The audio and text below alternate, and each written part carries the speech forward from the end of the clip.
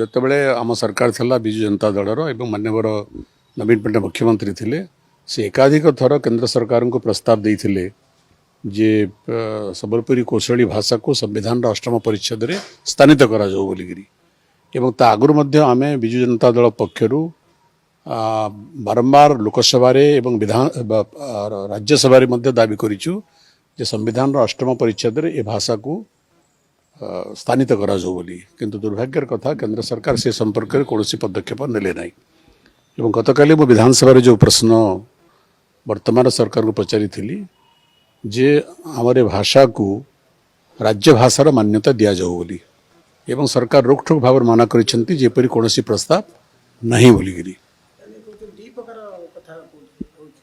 तेणु दुई प्रकार कथा मान कहते तेणु सरकार तांकर स्टैंड ए संपर्क में स्पष्ट कर आवश्यकता रही पश्चिम ओडिशार जनसाधारण अपेक्षा करिसेंती सरकार तांकर स्टैंड बा तांकर मत केबे स्पष्ट करिवे विधानसभा स्पष्ट उत्तर सरकार देले नहीं आमर प्रश्न उत्तर रे सरकार कहले जेपरि कोनोसी प्रस्ताव नहीं किंतु प्रस्ताव नहीं किमिति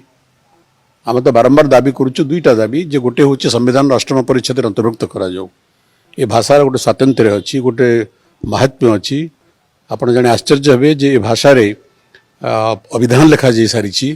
ए भाषा रे महाभारत रामायण लिखा दे सारी ए भाषा रे गीता मध्य अनुवाद करा जा सारी ए भाषा रे बहुत नाटक रचना करा जा सारी ए भाषा रे बहुत उपन्यास अच्छी अनेक साहित्य ए भाषा रे साहित्य रथी माने पश्चिम ओडिशार सृष्टि करिसेंती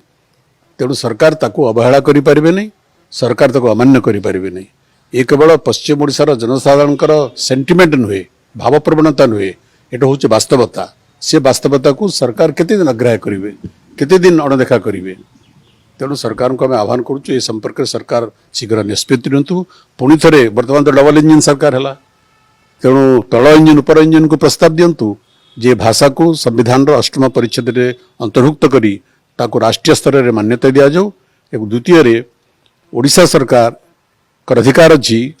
जे आउ एक राज्य भाषार स्वीकृति देवाई तेणु सरकार स्वीकृति दिंतु राज्य सरकार एक राज्य भाषा भाव में आम बारंबार पार्लियामेंट कथा ए प्रसंग उठेचु मु कहली परा बारंबार जे तदनंतर माननीय मुख्यमंत्री ए प्रस्ताव लिखित भाव केंद्र सरकार को देइछंती जे अष्टम परिच्छेद अंतर्भुक्त करा जाऊ बोलिकी केंद्र सरकार भी अणदेखा करुचंती वर्तमान राज्य सरकार भी अणदेखा करुचंती एटा जणे दुई जण व्यक्तिंकर बा गोटे दुईटा जिल्लार प्रश्न नुहे ये समग्र ओडिशार पाखापाखी अधा अंचलर जनसाधारणकर जो भाषा रे कोटी कोटी लोक कथबार्ता करती से सब अंचल से लोकंकर दाबी एटा ना ना सरकार भावावेग को गुरुत्व दौना सरकार वास्तवता को मध्य गुरुत्व दौना।